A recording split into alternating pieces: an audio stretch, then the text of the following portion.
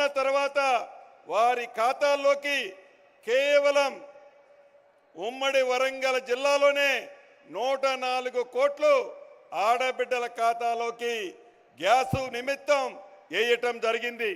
అదే రకంగా గృహజ్యోతి కార్యక్రమం ద్వారా గౌరవ ఉప ముఖ్యమంత్రి బట్టి విక్రమార్క గారు అనేక ప్రాంతాలకు తిరిగి అనేక ప్రజలని వారి దగ్గర నుంచి సేకరించిన వివరాల ప్రకారం అద్భుతంగా ఈ గృహజ్యోతి కార్యక్రమాన్ని చేపట్టడం జరిగింది. ఈ ఉమ్మడి వరంగల్ జిల్లాలోనే సుమారు 5,27,000 మందికి 200 యూనిట్లు ఉచిత పవర్ ఇవ్వటం వల్ల సుమారు 128 కోట్లు ఈ 5,27,000 కుటుంబాలకి లబ్ధి జరిగిందని చెప్పడానికి చాలా సంతోషిస్తున్నాను.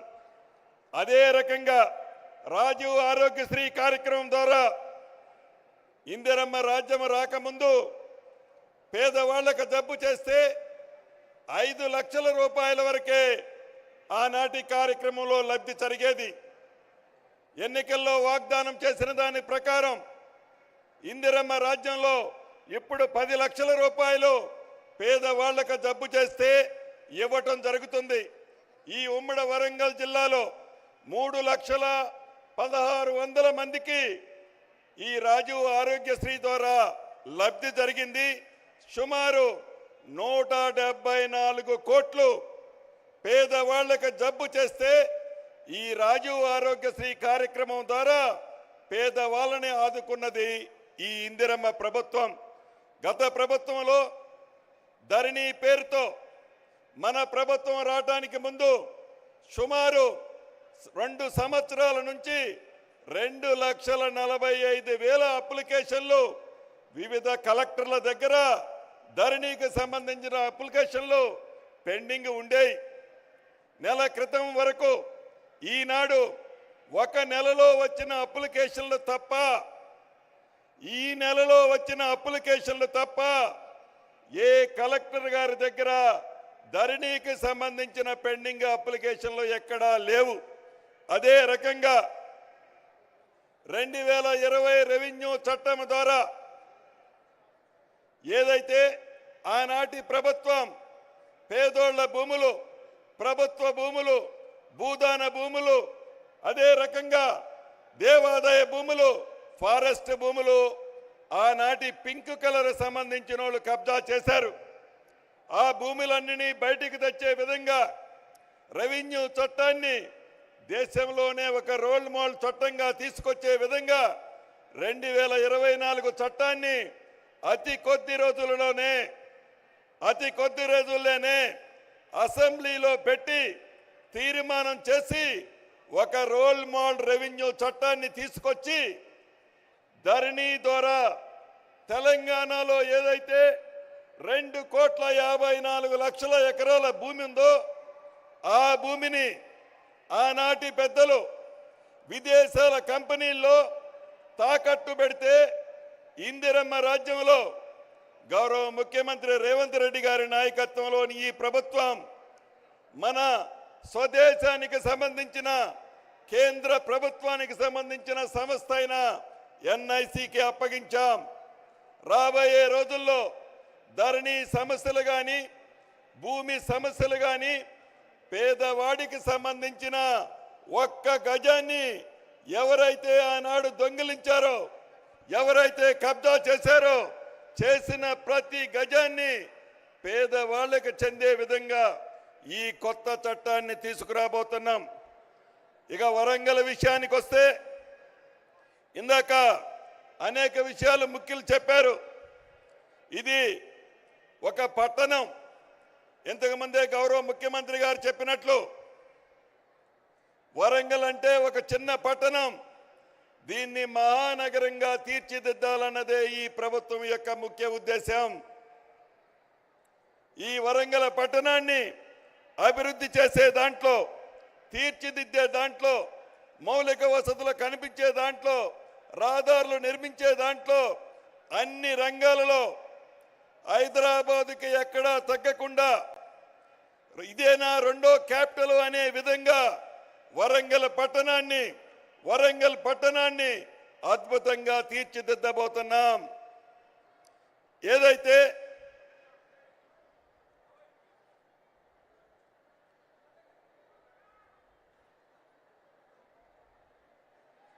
ఆనాటి ప్రభుత్వం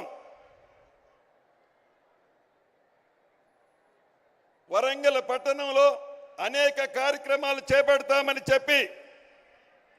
చెప్పిన కార్యక్రమాలు ఏటిని పూర్తి చేయకుండా మాటలకే పరిమితం చేసి ఈనాడు ఈ వరంగల్ పట్టణాన్ని ఇంతకుముందే స్థానిక ఎమ్మెల్యే గారు చెప్పినట్లు అద్భుతంగా వరదల నిధులు గౌరవ ముఖ్యమంత్రి గారు, ఉప ముఖ్యమంత్రి గారు ఈ వరంగల్ జిల్లాకి అంటే ముఖ్యంగా వరంగల్ పట్టణానికి ఇవ్వటం జరిగింది. ఇంతకుముందే గౌరవ ముఖ్యమంత్రి గారు రేవంత్ రెడ్డి గారి చేతుల మీద కాళోజీ నారాయణరావు గారి ఆడిటోరియాన్ని ఓపెన్ చేసుకున్నాం. ఇక్కడ మీకు ఒక విషయం చెప్పాల్సిన అవసరం ఉంది. ఈ ఆడిటోరియాన్ని 2014లో అంటే సుమారు 10 సంవత్సరాల క్రితం ఆనాటి ముఖ్యమంత్రి గారు కేసీఆర్ గారు శంకుస్థాపన చేశారు. కానీ కాళోజీ కళాక్షేత్రాన్ని పూర్తి చేయాలని చిత్తశుద్ధి వారికి లేదు. వారు నివసించడానికి అద్భుతమైన బిల్డింగ్ కట్టడానికి అయితే డబ్బులుంటాయి. వారు కమిషన్ల కోసం కాళేశ్వరం లాంటి ప్రాజెక్టు కట్టడానికి లక్షలాది కోట్లు డబ్బులు వస్తాయి. కానీ ఒక ప్రముఖ కవి, ఈ పట్టణ వాస్తవ్యుడు కాళోజీ నారాయణరావు గారి కళాక్షేత్రాన్ని పూర్తి చేయాలని చిత్తశుద్ధి ఆనాటి ప్రభుత్వానికి లేదు. మొన్న జూన్ నెలలో వరంగల్ వచ్చినప్పుడు గౌరవ ముఖ్యమంత్రి గారు మా అందరికీ సూచించారు, ఎట్టి పరిస్థితిలో ఎంత డబ్బైనా పర్వాలేదు ఈ కాళోజీ కళాక్షేత్రాన్ని యుద్ధ ప్రాతిపదిక మీద పూర్తి చేయాలని చెప్పారు. ఆ దిశలో సుమారు 95 కోట్లు ఖర్చు పెట్టి 1,77,000 చదరపు అడుగులతో అన్ని అంగులతో అద్భుతంగా కాళోజీ కళాక్షేత్రాన్ని నిర్మించడం జరిగింది. అదే రకంగా వరంగల్ మాస్టర్ ప్లాను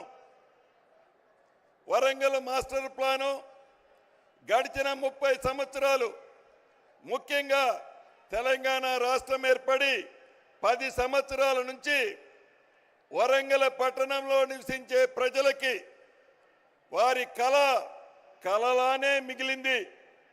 గౌరవ ముఖ్యమంత్రి గారు రాబోయే తరాలను కూడా దృష్టిలో పెట్టుకొని అద్భుతంగా ఇంతకు ముందే వరంగల్ మాస్టర్ ప్లానుని శాంక్షన్ చేసి రిలీజ్ చేసినందుకు ఈ జిల్లా ఇన్ఛార్జి మంత్రిగా గౌరవ ముఖ్యమంత్రి గారికి అభినందనలు, కృతజ్ఞతలు తెలియజేస్తున్నాను.